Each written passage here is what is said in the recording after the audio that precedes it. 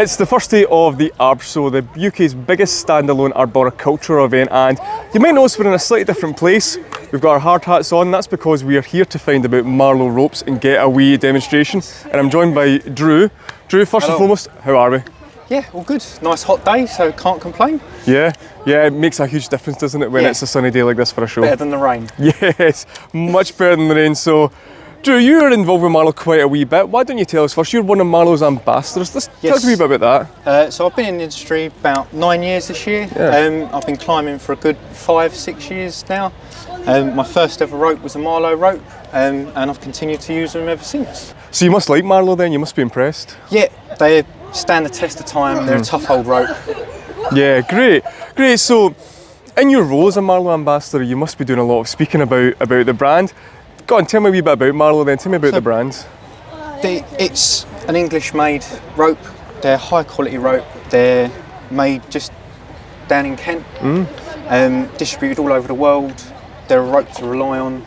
They're tough, they come in all different sizes for all different applications. One thing which you're obviously keen to show off, and that's why we're here, is the Typhoon rope. So tell me about that. So the Typhoon is just over a year old now. Okay. It was brought to us last year. It's a lovely hard wearing rope. It's a 12mm diameter with a low stretch. So being a bigger diameter, it's perfect for SRT on zigzags, stuff like that. It's still a lightweight rope as it is being a larger diameter. It's a nice rope to use over the last year. It's been an enjoyable experience. Yeah, okay. So will you only use it for SRT or could it be used in DRT? I use it SRT and DRT. I use DRT quite a lot for different sized trees. Some of the smaller trees, you don't really want to use SRT. Some people do, some people don't. But when you do use SRT on the bigger trees, it makes life a lot easier, accessing the tree, stuff like that. Yeah, so I think you've got one there. Let's dig out and have a wee look at it. So we've got a lovely new Marlow Typhoon.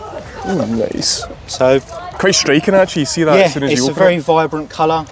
They do them as a yellow base or a red base. We've got the red base with the yellow sticking out. They all come with their inspection records and paperwork necessary. Lovely, environmentally friendly cardboard box. They've got a lovely low profile splice die and always got your identification, which is nice being on a splice die end, especially when you use stuff like a zigzag. Yeah, okay. You've got nothing on the receiving end to be able to easily thread through and start with your devices. So we'll thread this in, just get a nice neat pile. Yeah, okay.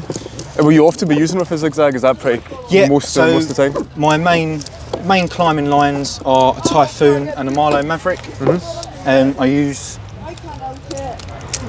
2 of the old style zigzags, nice and compact, and they're just a lovely device. I've tried other ones, but I do like a petrol zigzag. Yeah, okay.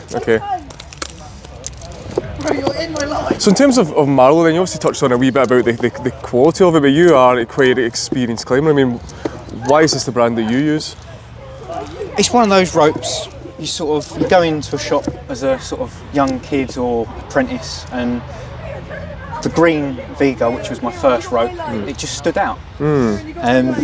Especially for the price point as well, they're a good quality rope. I got it, and ever since then I've got the Gecko and Maverick and now the Typhoon. So yeah, I've trusted them for a long time.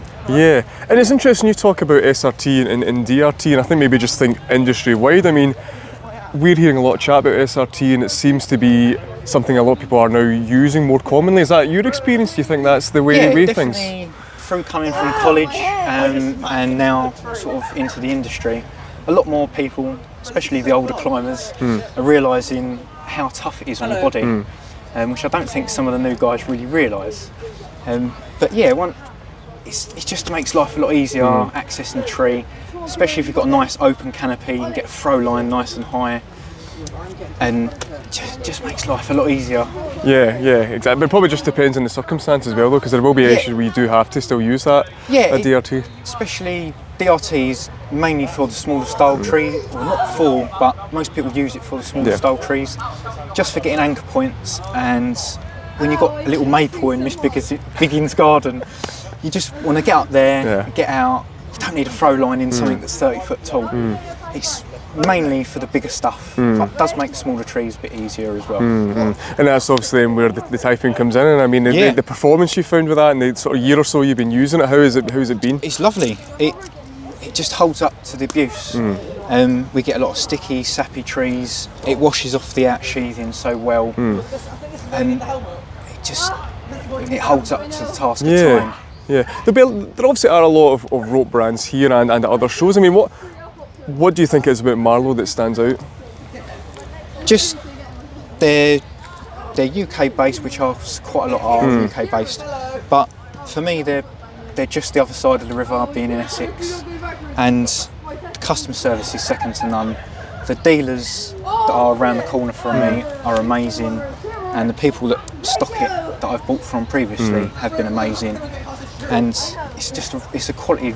I mean, you can see like the stitching and stuff, like the quality on it. It's amazing. It's quality rope by quality people, and it's something that you're sort of proud to be a part of.